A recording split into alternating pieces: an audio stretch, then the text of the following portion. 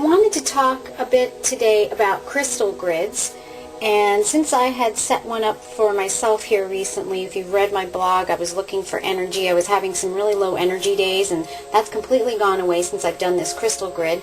And before I take it down, I decided I'd go ahead and do a video about doing crystal grids. So let me see if I'm in the right spot here. Okay. Alright, so you can set up crystal grids to do different things, infuse different intentions and energies. You can do a love crystal grid, you can do one for prosperity and abundance. This is one to infuse energy for me. So I have a crystal quartz, clear crystal quartz in the center, a large point or generator. And I'm using a clear crystal quartz wand. Okay, and I'll show you what that's for in a moment. You want to use a stone as your wand to activate your grid that will infuse the same properties as your grid does to help activate it, to activate those properties. And I'm using carnelian.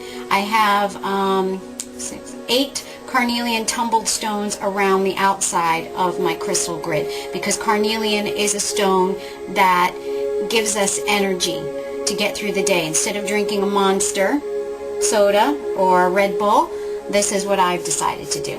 So first you want to make sure that you properly cleansed and charged your crystals, as always, and I have videos about how to do that, and that you're going to use in the grid. And make sure that you've done it yourself. You've done your own cleansing and charging and not had someone else do it for you.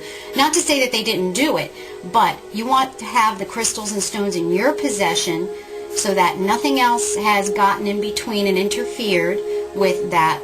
And you want to make sure you're infusing your intentions from your power center into these crystals and stones. So make sure you do it yourself. Then you want to clear your sacred space of negativity. I've already done that with a sage cleanse, and I have my working candle here going. And then you're going to meditate and put yourself into a relaxed state. I like to put myself into alpha brain waves. I've discussed that before. And next, you're going to carefully and respectfully place your crystals and stones in the arrangement. So you're going to think with intention. First put down the center stone, and then you're going to put down each of your stones. It doesn't matter where you start. I like to go in a clockwise direction.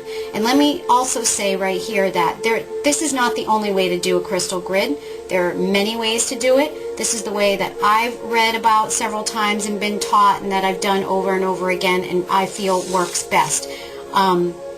Maybe you know of another way and you prefer to do it that way. Whatever way that resonates with you, that's the way that you should do it. You're going to place the crystals in the arrangement. Usually there's a center crystal of some sort, and for this one, clear quartz crystal amplifies the effect of the carnelian. And then there's other ones around it in some sort of a grid pattern. If you're using quartz, smaller quartz points around, you want to make sure that they're pointing towards the center. Next, you're going to need to activate your grid. So activating the grid is actually linking your crystals energetically with a line of energy. And this is what your crystal wand comes in handy for. So again, if we were doing like a love grid, you're going to have rose quartz included in that grid somewhere, most likely, and your wand would also, it would be good if you used a rose quartz wand for that. So in this case, since I'm using clear crystal quartz as my center, I'm going to use that as my wand as well, because this is a real amplifier, and it's going to amplify the carnelian, and I was looking for a mega energy boost here.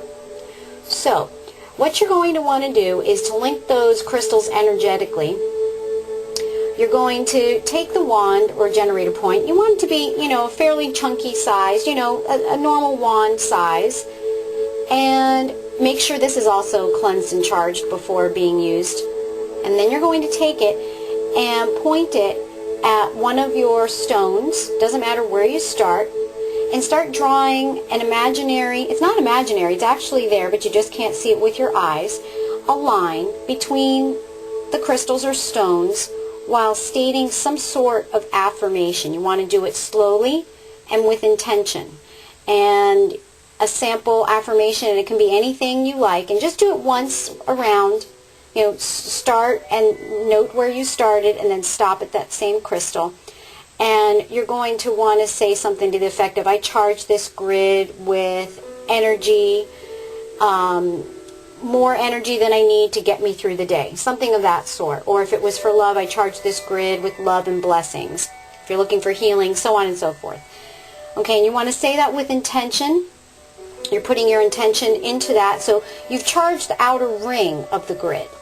Okay, then you need to activate the entire grid by moving the wand or generator as if you're cutting like a piece of pie or cake.